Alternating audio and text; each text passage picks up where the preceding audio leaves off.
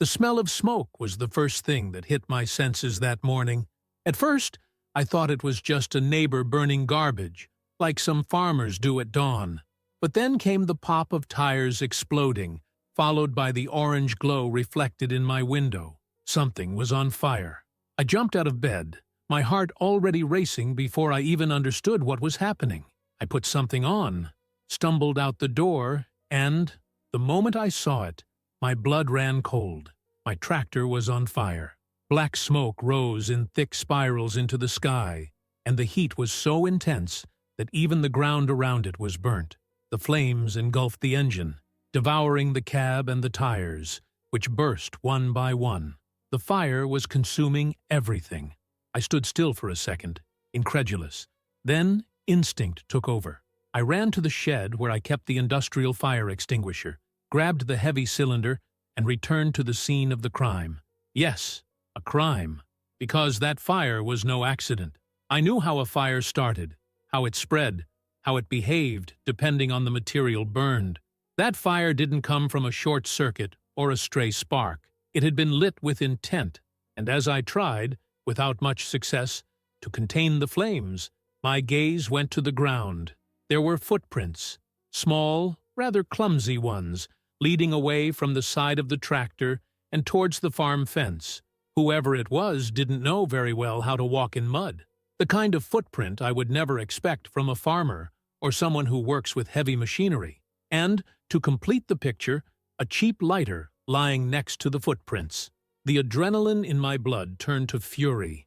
I knew exactly who had done this. She had been giving me hell for months because I refused to join the HOA. Ever since this damn association was formed, she acted like she was the neighborhood sheriff, charging absurd fees and making up nonsensical rules. First came the polite notices in the mail, suggesting that I should pay a monthly fee for community maintenance. Then came the threats disguised as concern, letters saying that I was devaluing the neighborhood because my farm didn't fit the aesthetic standards set by the HOA. Of course, I ignored everything. Then it went to the next level. Bogus fines for excessive noise from my equipment. Complaints that my barn was out of keeping with the architectural standards of the neighborhood. Ridiculous attempts to get me to remove the fence I'd installed myself. But I kept ignoring them. And now, my tractor was turning to ashes because this woman couldn't stand the fact that someone was challenging her. The flame gradually died down until all that was left was the scorched carcass of what used to be my tractor. The smell of burnt rubber and overheated metal still permeated the air. I looked at the destruction before me and felt no sadness. I felt no despair. What I did feel was a burning desire for revenge. And do you know what the most ironic part of it all was? She had no idea who she was dealing with. Being a farmer was my main job, but my other occupation was something that most people in the neighborhood didn't know about. I was head of the volunteer fire department in the neighboring town. I spent my time investigating arson, analyzing combustion patterns, catching idiot arsonists who thought fire was just a warning and not a federal crime. If this woman thought she could get away with it, thought she could intimidate me by burning my tractor, she couldn't have been more wrong. She had just opened the gates of hell, and I was going to make sure she was dragged inside. The smell of burnt rubber and twisted metal still permeated the air when I finished extinguishing the flames. My tractor, the most important part of my farm, was now just a smoking carcass. But while any other farmer would have despaired, I could only feel one thing, a burning hatred, hotter than the fire that had consumed my machine. I knew who had done it. She wasn't subtle. She never had been. Ever since she took over the HOA, this woman had been trying to force me to pay ridiculous association fees as if she owned the entire neighborhood. But I never gave in. I never paid a dime. And now, this woman had the audacity to set fire to my equipment as a warning.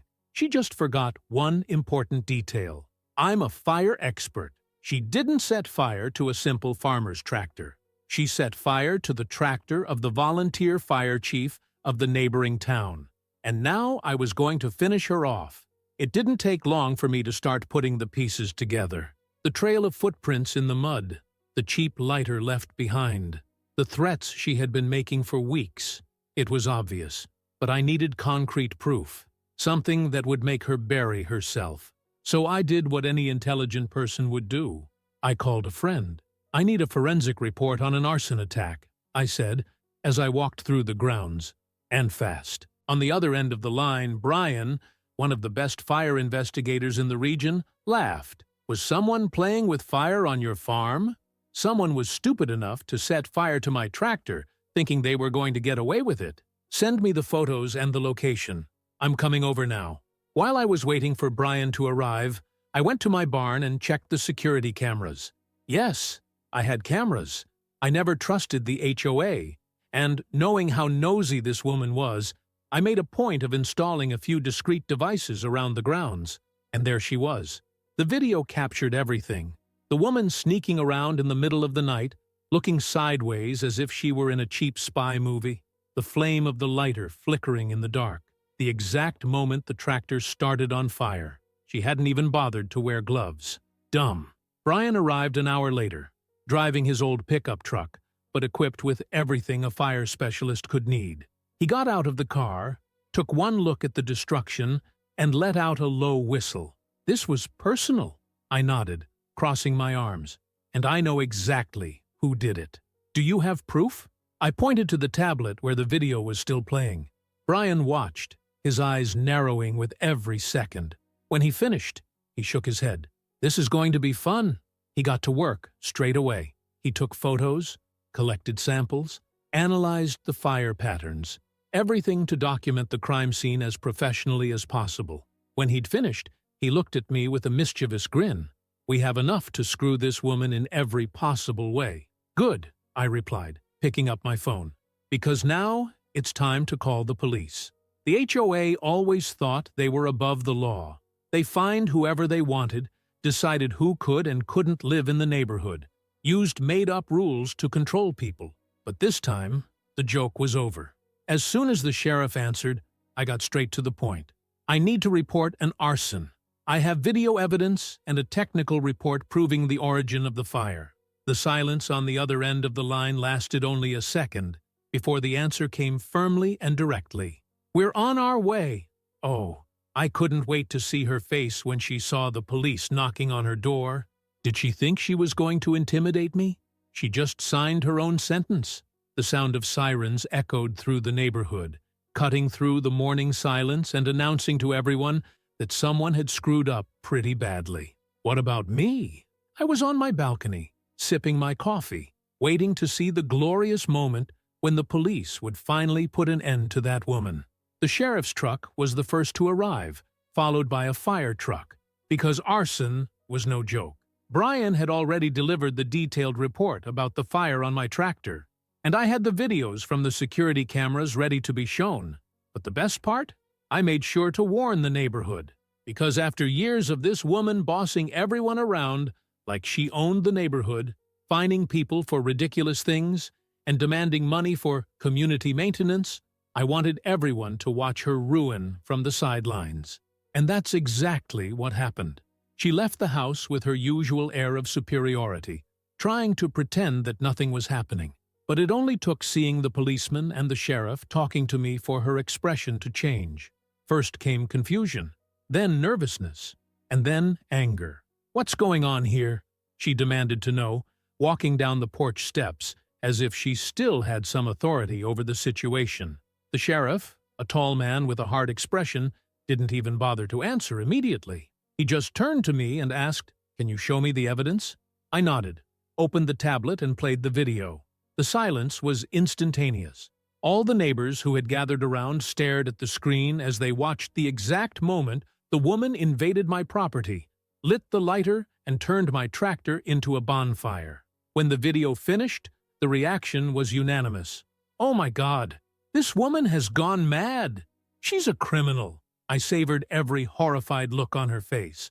And of course, my neighbor couldn't keep quiet. "That doesn't prove anything," she shouted, her face red with indignation. "This could be anyone. This video could be manipulated." The The sheriff crossed his arms, visibly impatient. "We can verify the authenticity of the video, but we have more proof. A fire expert analyzed the scene and confirmed that the fire was started criminally. Oh, and we found a lighter with your fingerprints on it at the scene." She paled. This is absurd. Are you really going to believe this? This redneck?" "The redneck here," I interrupted with a cynical smile, "is head of the volunteer fire department, and I know exactly how to catch a stupid arsonist." The impact of the information hit hard. She blinked a few times, as if processing what I had just said. Her gaze flicked between me, the police officers, and the surrounding neighbors, and for the first time, I saw something I never thought I'd see in her. Fear. Because now she knew she had lost. The sheriff took a few steps forward. "You are being formally charged with arson, trespassing, and destruction of property. Do you have anything to say?" The woman swallowed. Despair took over her face, and she began to take steps backwards, as if trying to escape. But there was nowhere to go. The neighbors were watching, and I could see the gleam of satisfaction in many of their eyes. After all, she wasn't just making my life hell. She tried one last trick. I'm a respected woman in the community." "That's a mistake. I'm the president of the HOA." The sheriff shook his head, impassive. "It doesn't matter who you are. You committed a crime." That's when the handcuffs appeared. She widened her eyes. "No! Wait! This is a misunderstanding." It wasn't. And when the handcuffs were locked around her wrists, I finally felt that justice was being served. She was put in the police car under the watchful eye of the neighbors, who whispered among themselves, some even taking out their cell phones to film. The queen of the HOA was going to jail, and I knew there was a lot more to come. Because when you play with fire, sooner or later you get burned. The handcuffs glistened around her wrists, reflecting the sunlight as the officers led her to the car. I've seen many people despair at being arrested, but the spectacle this woman put on was worthy of an award.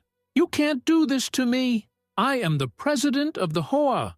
The sheriff sighed, clearly out of patience, and slammed the car door before she could continue shouting. I leaned back against my truck and savored the scene. The neighbors watched in amazement, some whispering among themselves, others holding up their cell phones to film the whole thing. Because, let's be honest, this was the best thing that had happened in that neighborhood in years. She always thought she was untouchable. She had always behaved as if she had a shield protecting her from any consequences. But now she was just another criminal being taken to a police station. And what about me? I was just starting to enjoy myself. The HOA has always been a blight on this neighborhood. The reason no one dared defy its rules was simple: fear. Fear of fines, fear of social pressure, fear of wasting time fighting with an organization that seemed to have more power than it should. But everything changed after that morning. The news spread fast. That same afternoon, the story was already on the local news. Woman arrested for arson against neighbor after dispute with HOA. And with that came revolt. Residents began to realize the obvious. If the HOA leader was capable of setting fire to someone's property just because they didn't agree with her, what else had she done? I didn't have to lift a finger to see things falling apart. First, the impromptu meetings began. People gathered in the street, swapping stories about how this woman had persecuted them over the years. The unfair fines, the threats, the decisions made without consulting anyone. Then the formal requests to review the HOA's finances began. Where was all the money from the fees going? Why were the promised improvements never happening? And then came the final blow, the petition to dissolve the HOA. Over the next few days, I watched from afar as the woman's house turned into a tomb. Without her to shout orders, the neighborhood seemed to breathe a sigh of relief. But her problem was far from over. As the fire was considered arson, her insurance company refused to cover any legal costs. The lawyer she hired was expensive, and the bail she paid to get out of jail wasn't cheap. And then came the civil suit. She hadn't just committed a crime. She owed me a tractor. I made a point of filing a lawsuit demanding not only the value of the destroyed equipment, but also moral damages, trespassing, and any other detail my lawyer could throw into the package. She tried to argue that she didn't have the money to pay for all this, but guess what? She had a beautiful house in an upscale neighborhood, and the moment the court ordered her to pay, her nightmare came true. She was forced to sell her house to cover the costs. I wanted to laugh at the irony. The woman who had spent years giving her neighbors hell, charging abusive fees, fining people for wrong fences and poorly trimmed lawns, was now homeless. The neighborhood celebrated when the "For Sale" sign appeared in front of her house.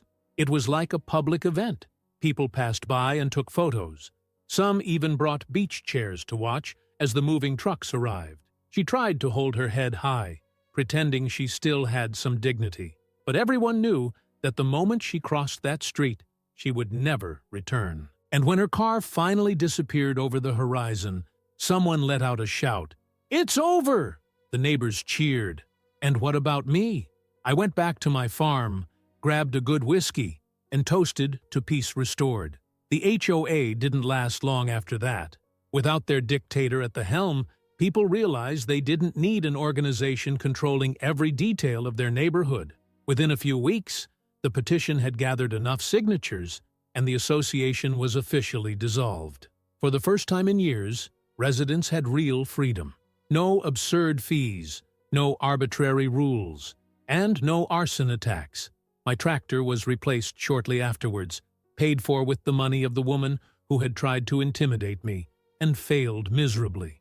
And as head of the volunteer fire department, I made a point of organizing a community talk on fire safety. Because if there's one thing this story has taught everyone, it's that playing with fire always has consequences. But for me, the best part of all was simple. She thought she could burn my tractor, but in the end, it was she who got burned. And if you liked this video, don't forget to leave a comment and a like.